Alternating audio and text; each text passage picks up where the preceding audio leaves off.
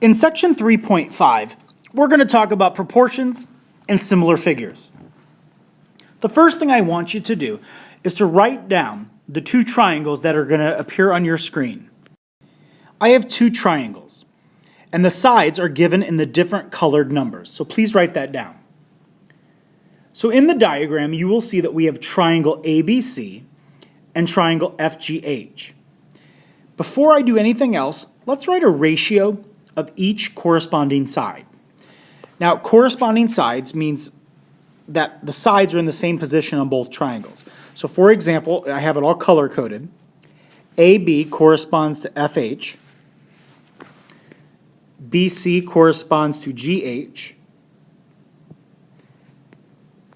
And AC, corresponds with FH. So I'm going to write a ratio of each side. So I'm going to write a ratio from 8 to 12.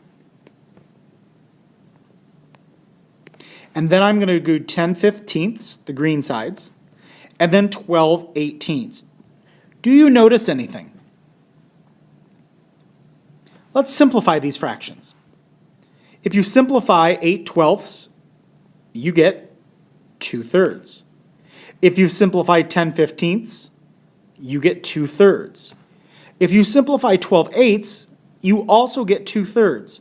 Notice that the ratio of each side of the small triangle to each side of the big triangle, they're the same. They're proportional. This is important. These triangles are similar. Now, how we write that is this. We are going to say that triangle ABC is similar. It's like a wavy curve to triangle FGH. Now, when you do this, you have to make sure you line up the correct points. So like A corresponds with F. So we start off with A and F on both triangles. Then we go to BG, and then we go to CH. So it has to go in the right order. So you could not do triangle ABC is similar to triangle GFH.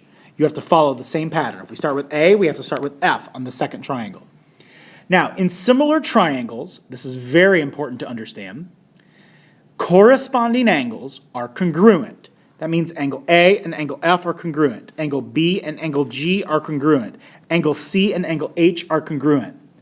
We then also know that the sides are proportional, as you can see here.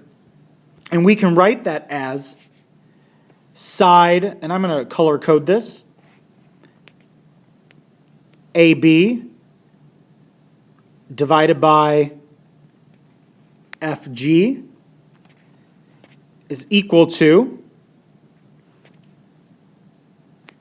BC divided by GH, which is equal to AC divided by FH. All of the sides have the same ratio, therefore they're all proportional. So let's write down the definition of similar figures. Similar figures have the same shape but different sizes.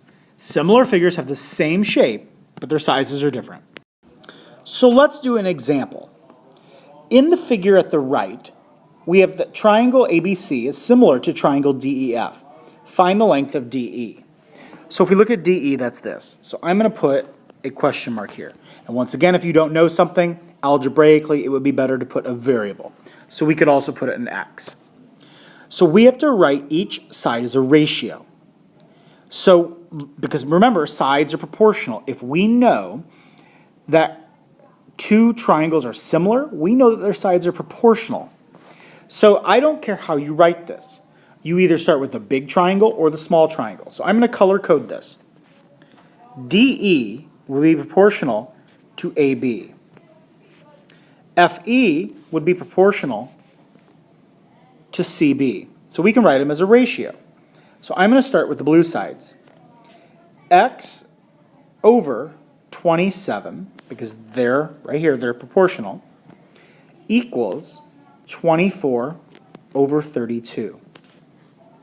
And now we just solve this as a normal proportion. Cross multiply, This will give us 32x equals 27 times 24, which is 648.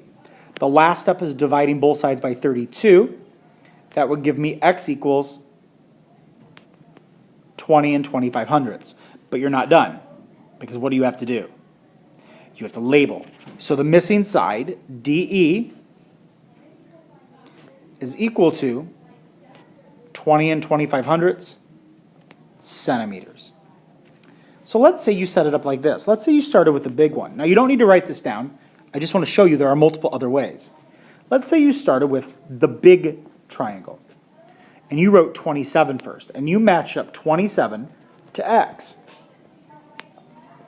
And then you did 32 to 24. That would also work.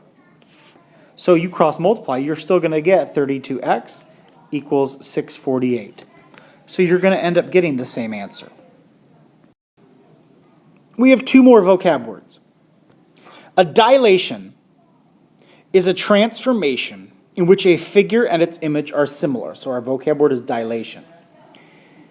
So when a dilation, I want you to think of it like this. When you go to the doctor or the eye doctor, and if you have ever had your eyes dilated, they put those drops in your eyes and you make your eyes kind of blurry. Your pupils in your eyes either get really big, which was what usually happens, or really small. They enlarge or they shrink. What that is dilation. That's why they are called getting your eyes dilated. So a dilation is a transformation in which a figure and its image are similar. Very important to understand. Because it's similar, that means their sides are going to be proportional. The ratio of the dimensions of the new image to the dimensions of the original figure, it's called the scale factor. That's our second definition. So a scale factor is when you actually take the proportional sides and write it as a ratio, write it as a fraction. That ratio is called the scale factor. Example number 2. Quadrilateral PQRS has the vertices P, negative 2, 4, Q, 4, 4, R, 4, negative 2, and S, negative 4, negative 4. It is dilated by a scale factor of 1/2, and the origin is the center of dilation. Graph the original figure and its dilation. In your notes, you do not need to have graph paper. You can make a sketch. That's okay. However, on homework, you do need graph paper. Now, if you remember, there are 4 transformations. You've probably already done translation, which is sliding something, reflection, which is flipping it, and rotation, which is spinning something. Dilation you may have never done before. That's when you enlarge a shape or shrink a shape, but keep its scale factor. It's proportional. The new image and the original image are proportional. So first, let's graph these 4 points. All right, now I can cheat and I easily can pull in my own graph. You are going to have to take the time to make a graph, and once again, you can just draw your axes and then number 1, 2, 3, 4, and so on. You don't need to draw the grid. So I'm going to put my original shape in black.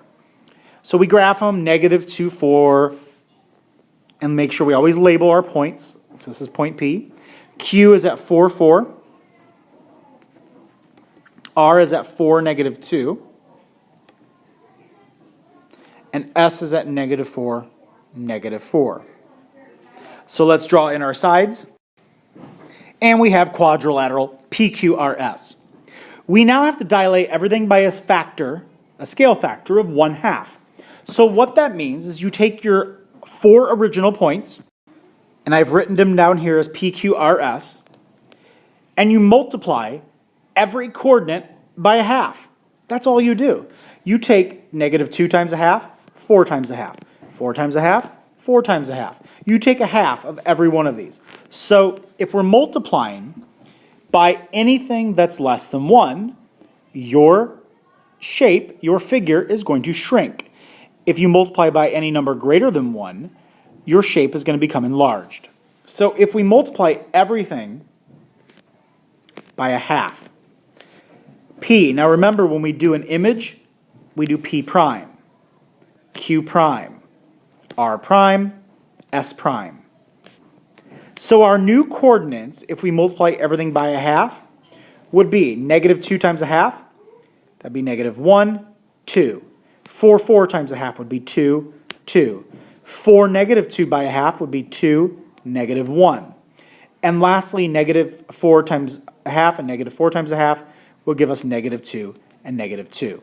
So if we graph them, negative 1, 2, this is P prime.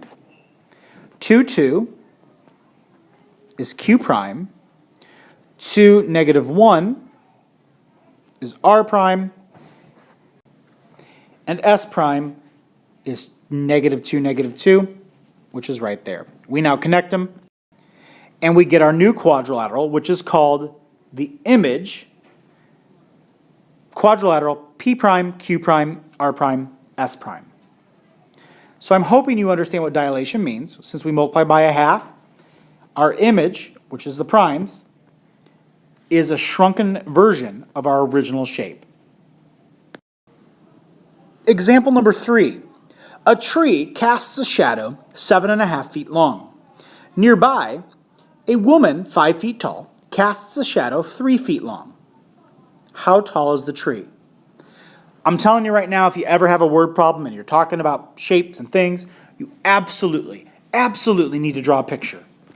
So you don't need to be an artist. I'm definitely not. So do not laugh at my wonderful drawing here. A tree casts a shadow of 7.5 feet. So I'm going to draw a tree. Tree. There's my wonderful tree. So a tree casts a shadow 7.5 feet long. So my shadow will be something like right here. And I'm, of course, going to label. And then I have a woman nearby. So I have a woman. Here we go, a woman. And she's 5 feet tall, so I can label her as 5 feet. And she casts a shadow 3 feet long, so 3 feet right here. How tall is the tree? So once again, I need to find the height of the tree. Notice what I just made. You have just made yourself a triangle. And because they are nearby, these are obviously really bad pictures, but because they're nearby, they're in the same sunlight, therefore we know they're similar. If they're similar, they're proportional. So we write a proportion to find the value of x. So I can take my x side, my corresponding side on the woman, which is x over 5, x divided by 5, equals, my other side of my proportion would be the ratio, 7.5 feet over 3. I cross multiply. 3x equals 7.5 times 5. That will give you 37.5. Divide by 3. That gives me x equals 12.5. So what does that mean? How tall is the tree? You would say the tree is 12.5 feet tall. So my answer would be saying the tree is 12.5 feet tall.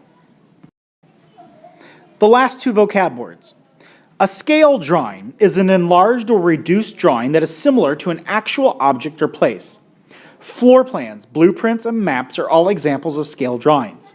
The ratio of a distance in the drawing to the corresponding actual distance is called the scale of the drawing. So when you talk about like the house you're living in, any building that has been built first had to have a blueprint or a floor plan. Obviously, you cannot draw a drawing that is the exact same size as your house. So what had to happen is it had to be reduced by a scale. And then what they draw is called a scale drawing. So for example, it may mean that every inch on the actual blueprint, on the piece of paper, would mean 10 feet in real life.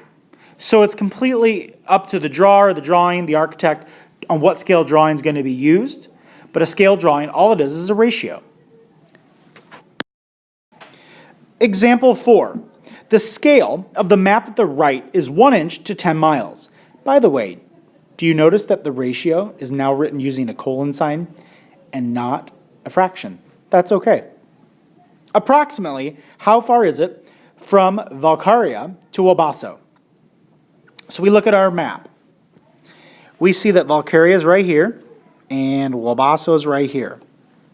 So you'll see that obviously this is a scale drawing. There's no way that this is the actual size of these towns in Florida.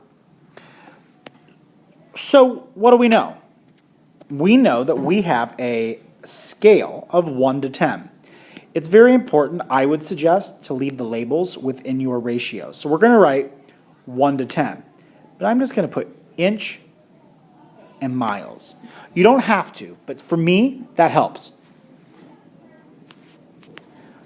So what do we need to find? We actually have to use the ruler. So what is the distance? You may not be able to tell, but this is 0. Valkaria's at 0. And Wabasso's where? Wabasso's at 1 3/4. So the distance from 0 to 1 3/4 would be 1 3/4. And 1 3/4 as a decimal would be the map distance of 1.75 inches. So because the map distance is 1.75 inches, on top, we're talking about inches, 1.75 will go on top. Approximately how far is it? How many miles? Well, we don't know that, so that's x.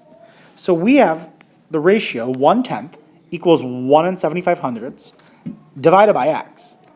So we cross multiply. 1 times x is just 1x.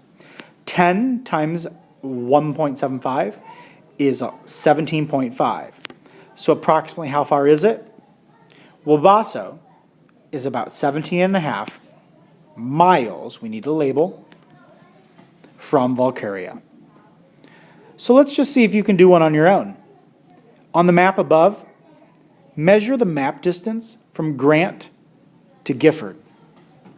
Grant to Gifford. So do that yourself. Here's Grant. Here's Gifford. If you did it correctly, you would get about, or approximately, 21 miles. Now, to set that up, we would once again use our ratio 1 to 10, where 1 is inches and 10 is miles. Well, if Grant looks like it's at about, if we're looking at Grant goes 5 spaces out of 16, so this would be 5/16 of an inch. Gifford goes over 2, so we count, it's 5 out of 16, so this would be 2 and 5, 6, it'd be 6. So it'd be 6/16 of an inch. So we need to subtract them to find the distance between them. So 2 and 6/16 minus 5/16 gives me a distance of, a map distance of 2 and 1/16. Well, what's that as a decimal? 1/16. It would be 2.0625 over x. We cross multiply, and that gives me x is equal to 20.625, which is approximately 21 miles.